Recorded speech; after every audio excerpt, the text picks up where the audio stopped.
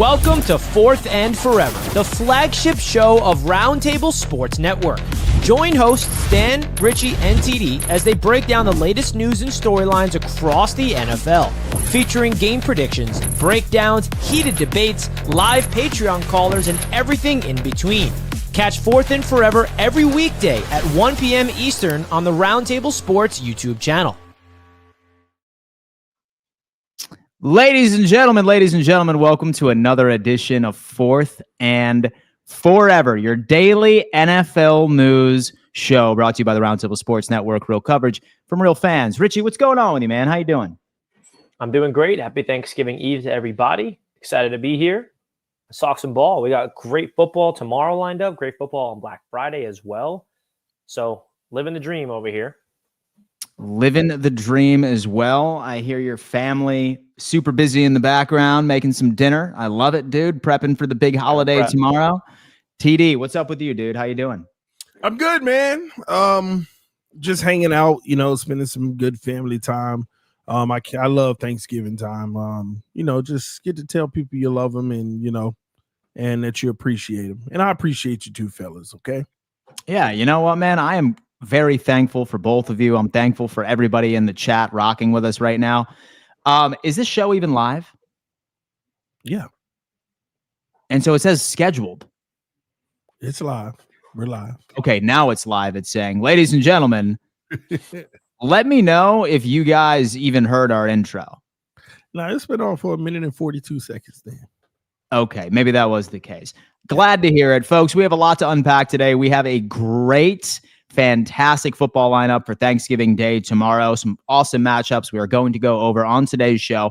As always, we ask you to hit that thumbs up sign for us. It's the easiest way to show love on the channel. It propels it out to the YouTube algorithm. And more importantly, roll call yourselves in the chat. Let me know where you're tuning in from. Do not be shy.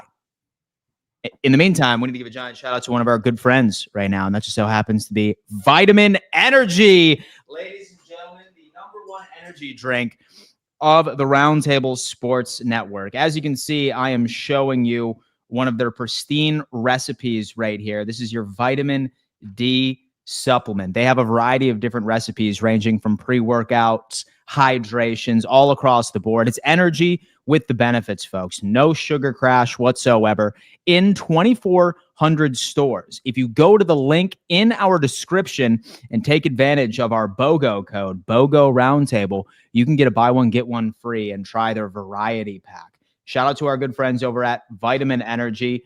I ended up taking a hydration one earlier this morning, and I am locked in, ready to talk a little bit of football. That much I can tell you. That much I can tell you. Folks, let's go on ahead and let's transition over into the first Thanksgiving matchup, which I am thrilled to unpack. And that just so happens to be the Green Bay Packers and the Detroit Lions. All right. Right now, the Lions are currently third in the NFC North, and the Green Bay Packers are in second, staring down the Chicago Bears. Many are still high on the Lions for being the winners of the NFC North. It's in Detroit. Do they get revenge, or do the Packers ultimately end up sweeping them? I'm going to start off with TD on this one. The Green Bay Packers and the Detroit Lions. Yeah, it's hard to tell because you never know. Both teams are playing good football, and both teams have shown cracks in the armor this year as well. The Green Bay Packers got them the first time, and they had, a really good game plan for the Lions in that matchup. But, when it comes to division rivals, like I said, we're really true. But what I'm going to do is I'm going to go with the Lions because this is a division rival. Two good teams tend to split. All right. They tend to split in those matchups. But what I will say is if the Green Bay Packers are able to win this game, they have a commanding opportunity in the NFC North. Obviously, Chicago doing what they're doing, but what that would do is start to get rid of any tiebreaker situations and scenarios where the Lions are the ones that are in trouble. But vice versa, if the Lions are to win this, Green Bay loses all leverage, especially when you already have Chicago flying high, doing the things that they're doing within the division right now. I mean, this is going to be a tight race that comes down to the end. That's why every single one of these games matter. I mean, I know we're going to talk about the Chicago game coming up as well, but every single game, except for Minnesota, they're pretty much dead in the water for the most part, unless a miracle. But why is that? Every single game for the rest of those guys, every single one of them are so important and they matter. So I'm going to ride with the Lions in this.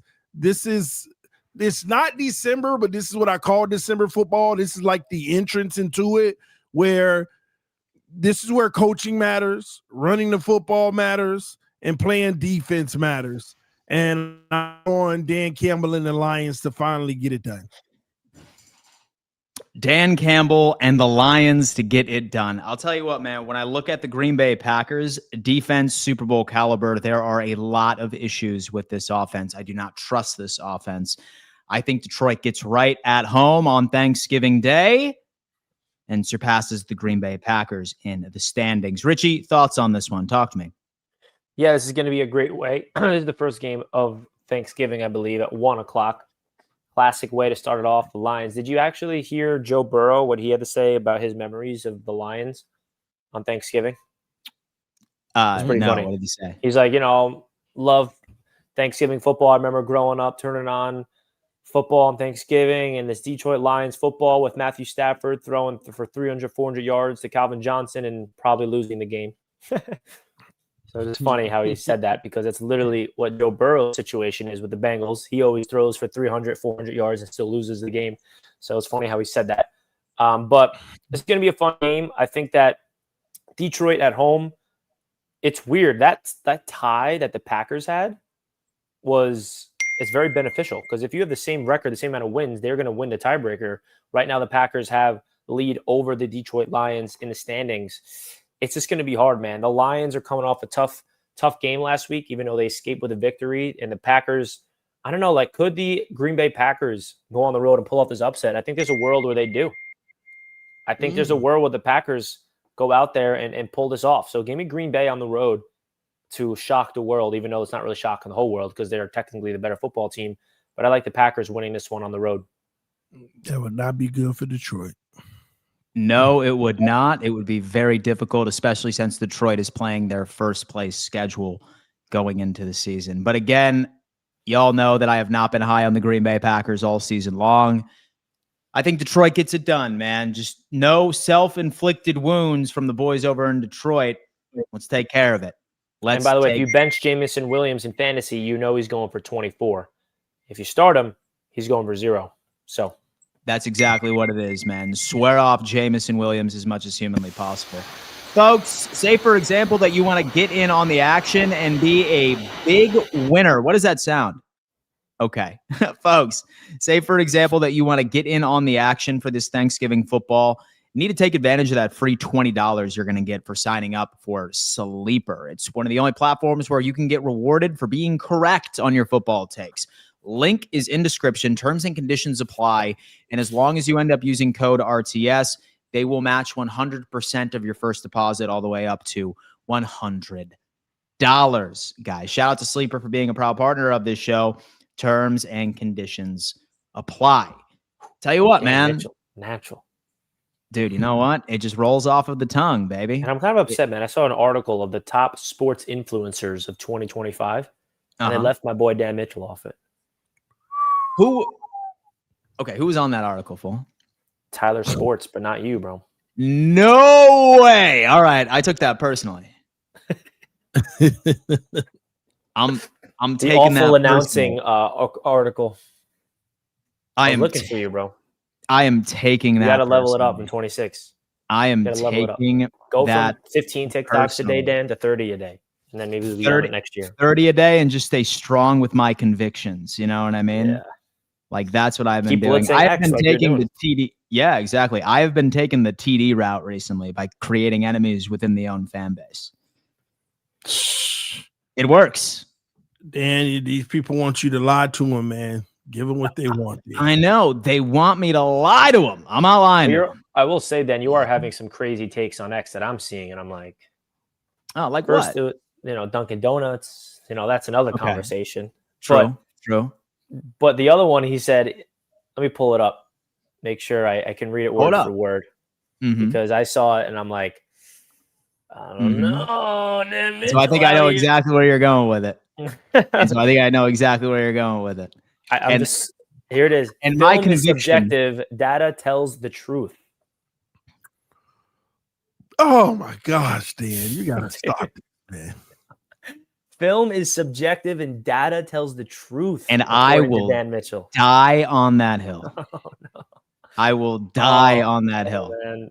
Where we Well, come because, as a right? Like, look, society. how I look at these things, right? Film can be interpreted differently based off of who is reviewing it. Mm-hmm. Wouldn't you agree? Film can be for sure. Yeah, like, so when I was looking at Josh Allen, for example, and like his sacks this previous Thursday, most people wanted to point out the Emmanuel Acho film review of like, look, nobody's open, blah, blah, blah. But then his very first example, you saw two guys wide open underneath. And not saying that he's wrong, but like, depending on who is reviewing the film, you are going to take away a couple of different things depending on who is reviewing it. Where data, in my opinion, tells more of a full story, where people are so enamored with a very small portion of the game and they feel like drawing a conclusion as the collective, because negative plays always outweigh your mind a bit more. So it's better to put data and film together and draw your conclusions. But as far as more of a sound point of drawing a conclusion, data is always, in my opinion, more reliable. Well, I have a difference of opinion on that because even in the world today, data is being manipulated. That's why I came with the term true lies and false facts. It's like Josh Allen going out on the field right now, throwing one pass to me, and I drop it. And we just stop. The data says Josh Allen sucks. The data says he's a 0% completion quarterback. But the eye test told you exactly what actually happened right there. So, yeah. So I'm not talking about like box score. So I'm talking about like, because it goes into the data. EPA, DVOA, LVOA, DF24A 2.0. So let me ask you this. What is your beef exactly with EPA and DVOA? No, there's no beef with it. I just don't think it's the end-all be-all. Beef with EPA and DVOA. Richie, I'm talking about though. Oh, okay. It's not necessarily a beef. I just think that film, yes, it could be subjective from the standpoint of you can have differences of opinion, but when you're like if you have that perspective, look at it from this angle. Hypothetically, scouting college prospects. Are you watching film, or are you just going to crank numbers and you don't even see one inkling of film? You're just looking at numbers and you're going to feel comfortable drafting somebody based off of their data, or you're going to watch the film and see how physical they are. How do they get to their spots? What's their movement? What's their energy on the field? Like there's so much more to the eyes than data numbers will not show you, because they're just basing it off of all these different factors, which is good. I'm not saying data is a bad thing at all. But I just personally think if you're looking at data as the end-all be-all, instead of watching the film and breaking it down and adding the context to what you're seeing on the football field, that is the end-all be-all in my eyes. For sure. Because the data could be a little misleading. True, but at the exact same time, when it comes into like film review, like you're only basing it off of a very small sample size. Like great, like say that they're physical on specific reps. What I care about is how efficient they are collectively on every single rep that they have put out on the field. Yeah, and I don't care about yards per carry.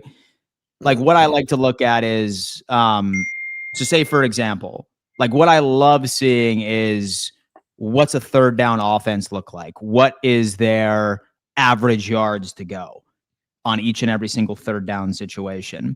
Most people, when they're ripping a team apart, they're looking at maybe 2 clips from all 22 where you may have had a false start that put them in a very rare 3rd and long situation, and people draw their conclusions in that like situation. Film, in my opinion, is important to see some of the physical intangibles and to see how they play. But what data tells me collectively, because like we've seen a lot of one-hit wonders, like we've seen a lot of draft busts that people are just obsessed with a couple of clips out of film and highlights, but they fail to end up looking at, oh yeah, like he had a couple of these explosive plays. But at the end of the day, his drop rate is through the roof, and nobody ever looks at that. So I'm willing to admit that there is a happy medium, but people that only look at film are just as wrong as people that only look at data. Data comes first for me. Yeah. Data rules over anything. But here's where people mess it up. You're supposed to use the film to validate the data.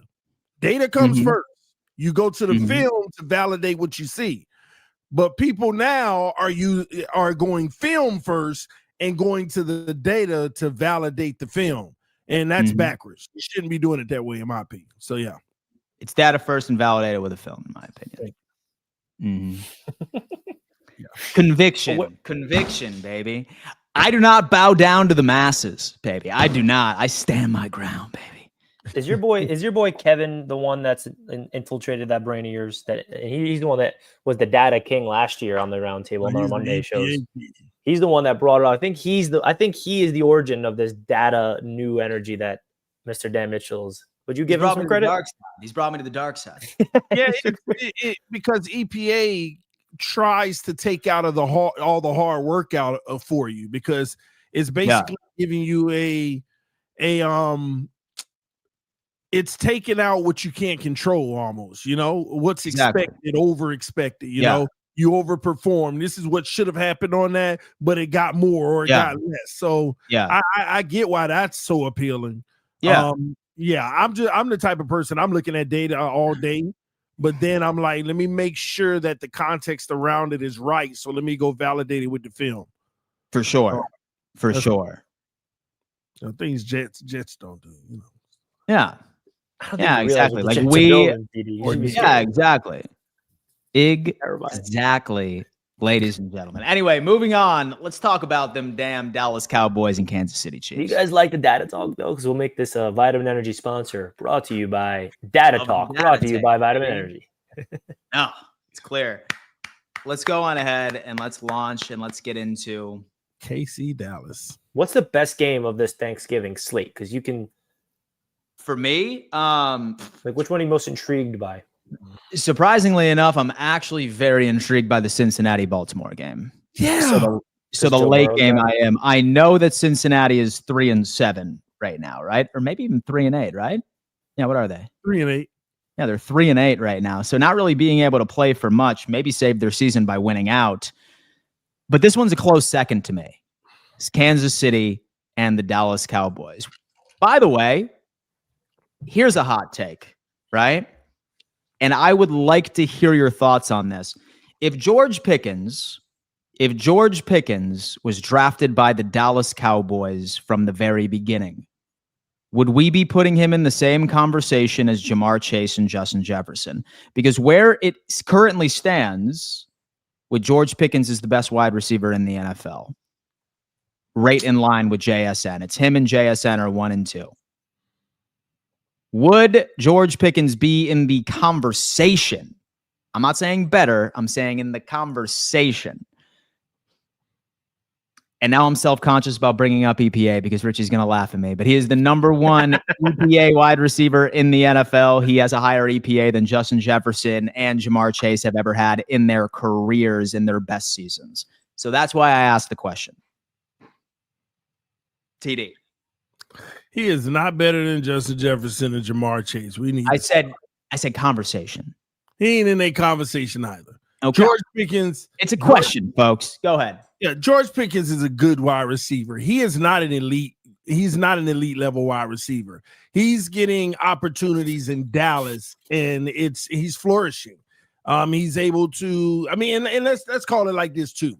Let's not act like he don't go off every time Dallas go down by a whole bunch and it's an obvious passing situation, and that's why that is skewed. that got to throw the ball all around the field. Do not get me mistaken, people. George Pickens is a really good wide receiver, but he's not Jamar Chase. He's not Jamar Chase. We got to stop this. There's levels to this, and I think we're falling prisoners. First of all, 1 season. Second off, he done played like 12 games, and he only got 4 games over 100 yards. Let's stop acting like he running 7 out of 10 The 7 out of 11 games of 100 yards or more. He only got 4 games over 100 yards. Y'all just remember these games because they happened in comebacks. You know, they were 21-0 and they came back and he put up 146. He was a big part of it. Look at the big play. You're getting caught in the moment. He is a great wide receiver, but he is not Jamar Chase, okay? Let's make that, but good for him. In a contract year, having moments like this, he's about to get paid massively. What better time to do it? And look at his career, man. Like, are we kidding? The man, I mean, come on, man. 800 yards, 1,100, 900. That's the Jalen Waddle realm. Matter of fact, when you look at the career, Jalen Waddle has killed him in a career. But we're not sitting here putting Jalen Waddle up there. That's who Pickens is. He's a good player, though. And the important thing is people are going to think that I'm trying to hate on him or take something from him. I'm just trying to establish the boundary of the line here between a Jamar Chase and guys like that. It's not the same realm. I don't know where it came from. But data says otherwise, TD. Yeah, EPA. Okay, good for him. Yeah. Would you trust a weatherman to just call the weather based off of the eye test? Right? Can I watch all 22 film of weather? No, I mean, hey, Richie, you know what I mean? Like next time you're at the doctor, hey, man, listen, I'm not going to bother running any blood work. Like this is 110% what you got to do based off of the eye test. Yeah, okay. All right. Even like don't worry about any blood tests, man. Listen, it looks like that you just need a couple ibuprofen. So you'll be all right. Is George Pickens the better receiver than JJ and Jamar? He's having a better season than they are right now. Well, he's had his quarterback the whole season too. True. But what I'm trying to say is George Pickens, holy hell. If I'm a Steelers fan, I'm crashing out right now. Well, where is he in terms of like receiving yards and touchdowns? He got 1,000 receiving yards right already. Now. Yeah, I mean, Chase probably would have had 1,000 right now if he was playing last week. Yeah, he has 1,054 yards. He has 8 touchdowns. There's 2 fumbles. Now, here's a real question that you guys are going to hate. Go ahead. Does Justin Jefferson lead the NFL receiving yards if he still has Sam Darnold at quarterback? And is JSN receiving yards still where it is if he didn't have Sam Darnold at quarterback? Depends on who's the quarterback out at Seattle. Well, definitely Justin stay with Geno. Yeah, well, definitely Justin Jefferson, man. And you know what? I'm really concerned about the future of him in Minnesota. Because how long is his patience going to last? If Minnesota decides to say, no, you know what rumor I saw today? What's that? That the Vikings are going, it's a rumor, of course, are going to try to pursue Daniel Jones in the offseason. Remember, he was with them last year. And he's a free agent, Daniel Jones. So it's Daniel not a lot. Jones. They're gonna try to go and get DJ back to Minnesota. Daniel Jones. Oh, JJ McCarthy, man. I think the Dolphins should trade for 9, bro. TD loves that guy. Yeah. TD, you go get JJ McCarthy, bro. What's his EPA? With DeMarcus Russell. Unworthy. Talk about stats. You see the whole debacle with ESPN's QBR? Is that the one where they don't really factor in, like, is it new? A new debacle? Like, or Shadur's QBR in that game was an 8. No, I'm saying, Richie, follow me on this. His QBR was an 8. Now, we all saw the game, right? What was his EPA, Dan? You bring that up. I'm not sure. But Purdy, who threw 3 picks, 5 sacks, less yards, was a higher EPA. Every quarterback was a higher EPA. QBR an ESPN thing? No. Yeah, I think so. I think they use QBR. I never understood the difference between QBR and then passer rating, because passer rating is different. So it's rating is actually an NFL like league stat, and QBR was made by ESPN. And so a PFF has their own like grading system, and all it is just guys watching film and them giving their subjective opinions on how they do in certain scenarios. Let's create one of our own. That's why people hate PFF. You can. Mostly. You really can, Richie. I'm working on it already, by the way. So we create a grading system. Absolutely. I will be locked in on those meetings. I will be locked in on those meetings. We need baby. a nerd to hire. Who's the nerd that's nerd, joining these dude, three dude. losers? All right, so, Statistics. so What to time- ask, what- so I want to, a film grade. So to let you know An eye where test Shador ranked. So where Shador ranked in EPA week 12, 18th in the NFL, minus 3.48. And with DVOA, which is it's compared to what your strength of schedule was and quality of competition. He was, holy shit, with JJ McCarthy was a minus 118.5%. That is awful. That is historically bad. Shador sat at 23rd with DVOA. Where was Tyrod on that list? I'm just curious. Last week. Tyrod Taylor.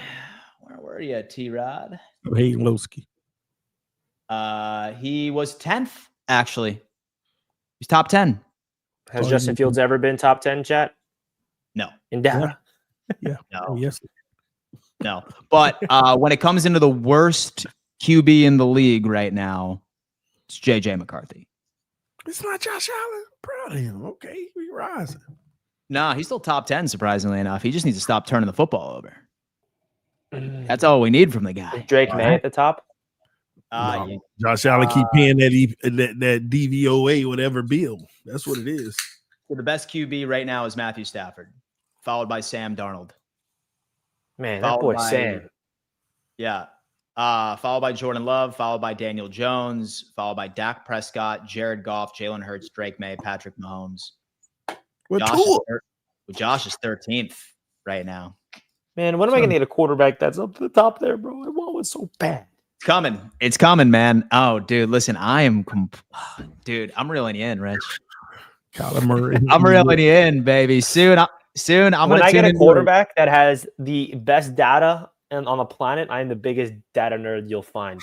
Kyler Murray. So you admit it. Yeah, you admit it. when it fits my narrative, I'm all in, baby.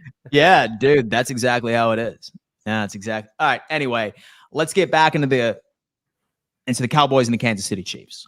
All right. What do we think we're going to see from this Cowboys and Kansas City Chiefs matchup? Who do you got?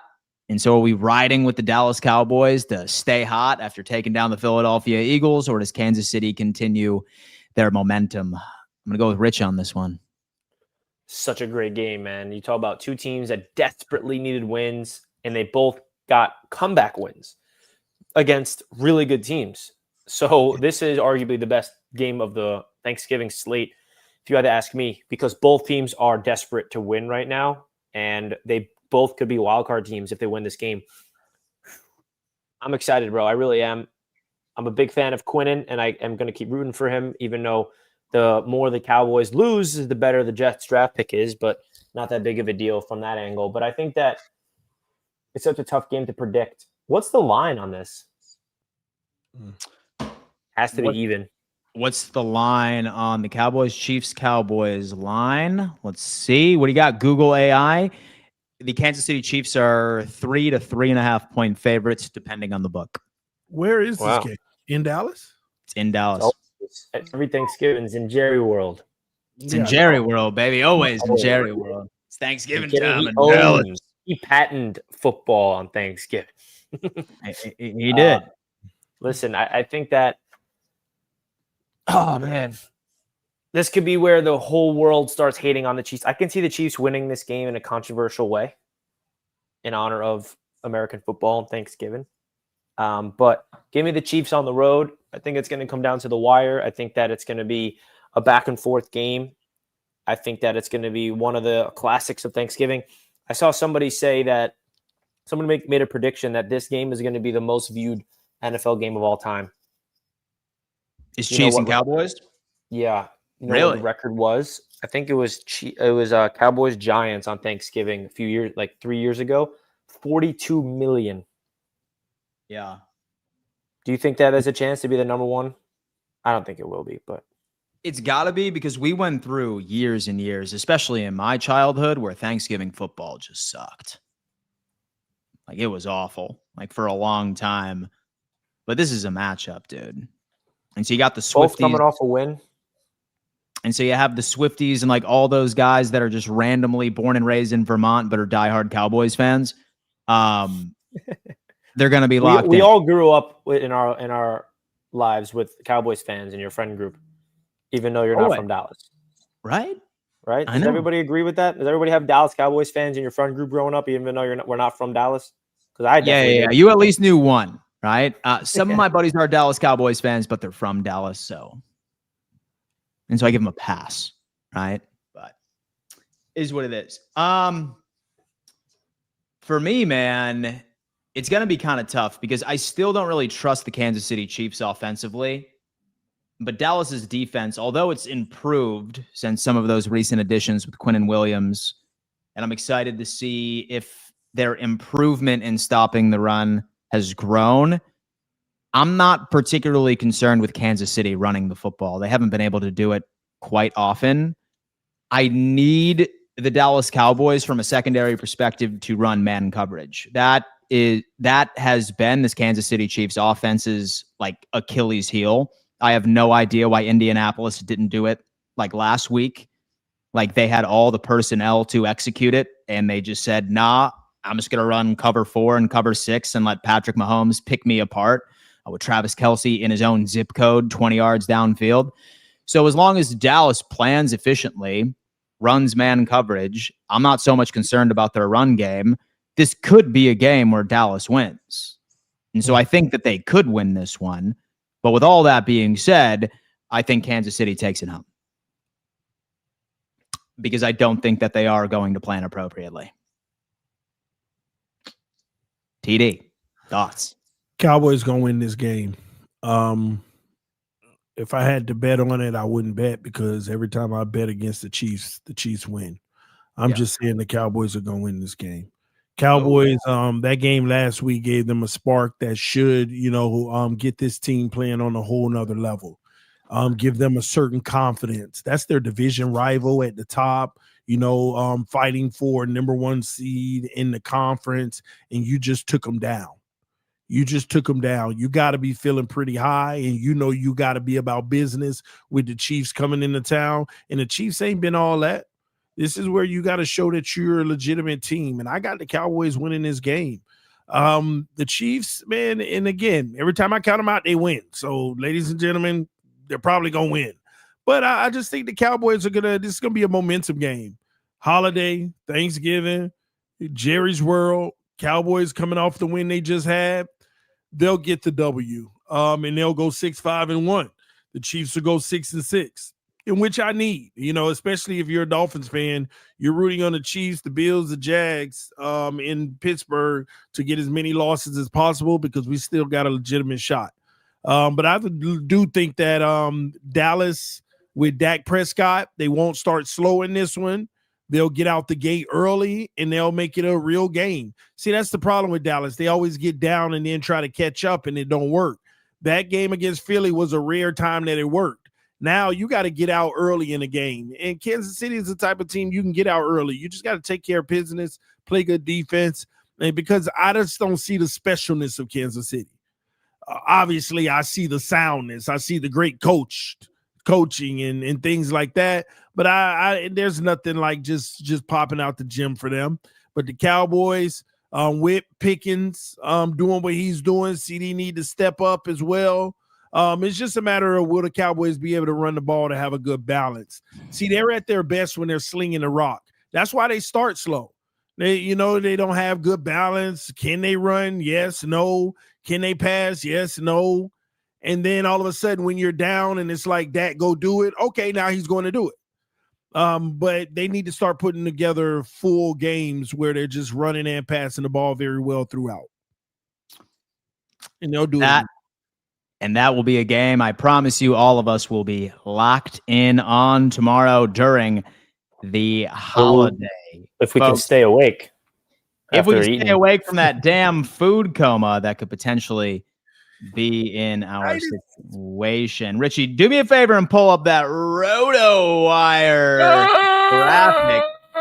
Let me tell you what, and that's true, folks. Ingrain it in your brains. Thank you so much. Guys, we need to give a giant shout out to our good friends over at RotoWire, the #1 player prop research tool on the market today. I have been doing very well in all of my player prop plays so far this year, and a lot of that is thanks to RotoWire. They literally give you locks for overs and unders each and every single week, specifically on the sleeper platform, since that's what we use over here on Roundtable Sports. Luckily, it's very affordable, and if you use code RTS, you will get 15% off of your purchase. So, guys, if you're trying to, win big on Sleeper, download this cheat code right into your toolbox, RotoWire. Thank you so much for being a proud partner. We appreciate you, man. We appreciate you. All right. Last game. Very excited about this one. The return of Joe Burrow and Jamar Chase off of suspension are taking on the Baltimore Ravens in Baltimore. Boys, it's pretty clear that Lamar Jackson is hurt. It is very clear that he is hurt. What? That's New York Jets football defense, what we saw Sunday. That is New York Jets football defense. Now he's hurt because the Jets shut him down. I hear you. But it's been reported that he's dealing with a toe injury, and you could see it because what the Jets were doing last week was doing something that most defenses get burned by implementing, was just running a single spy on Lamar Jackson.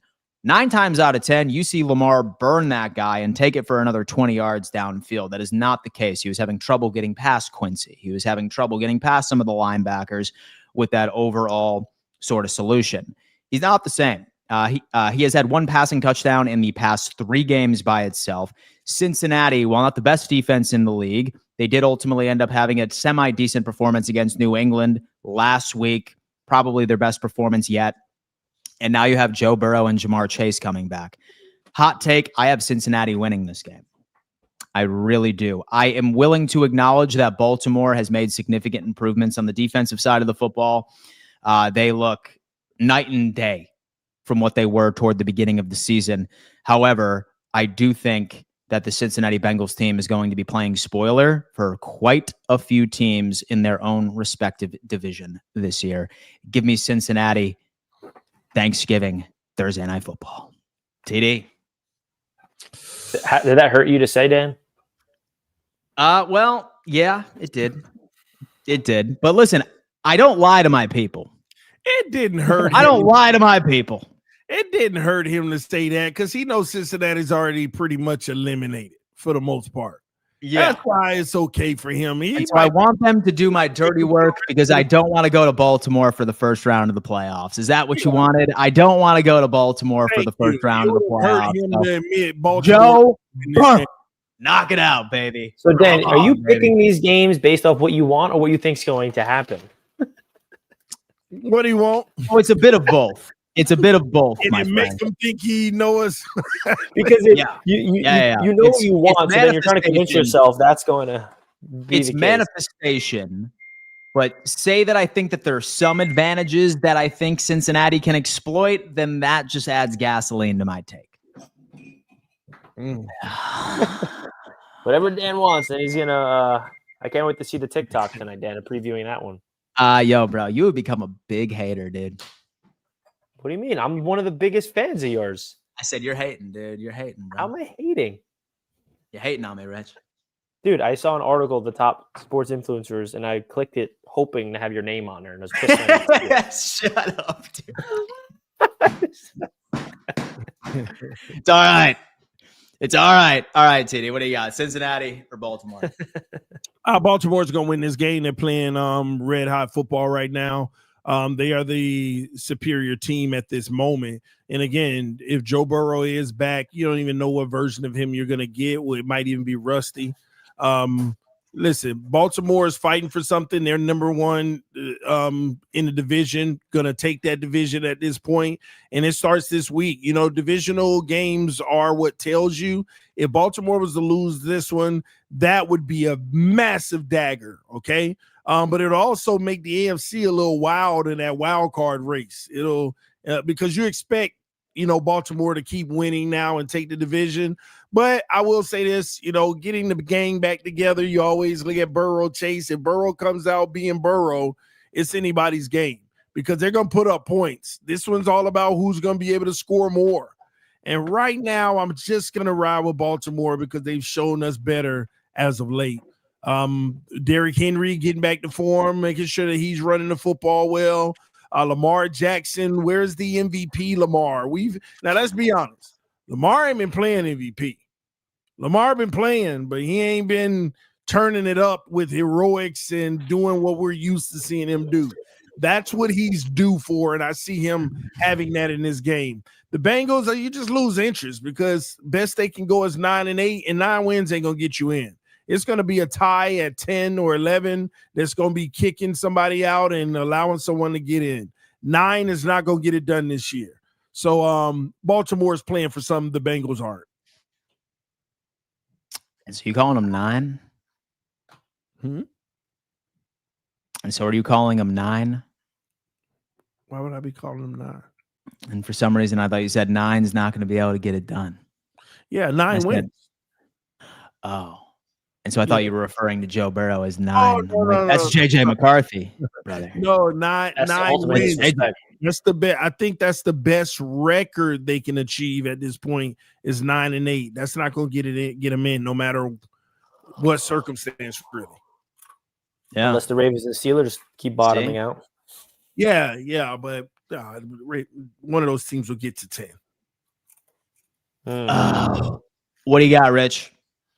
Yeah, I think that the Ravens are going to take care of business, but I'm not going to rule out the Bengals tomorrow night because when Joe Burrow's back, you never know. He completely levels everything up around him. And, their defense is really struggling, but they were able to get some plays last week against the Patriots. I think it's going to be a classic game to finish off, and I'm excited to see the future Jets quarterback return in action in Joe Burrow. Joe Burrow, man. Joe Burr, man, listen, regardless, we have a wonderful, wonderful lineup, okay, of Thanksgiving football tomorrow. And I am so excited. As you could probably assume, we are not going to be live tomorrow. We are going to be enjoying time with our families, as we hope that you are as well. Happy Thanksgiving, guys. We are truly thankful for all of you, sincerely. It's wild to think that so many of you put this aside for your day-to-day routine and hang out with us as we talk all things NFL Monday through Friday.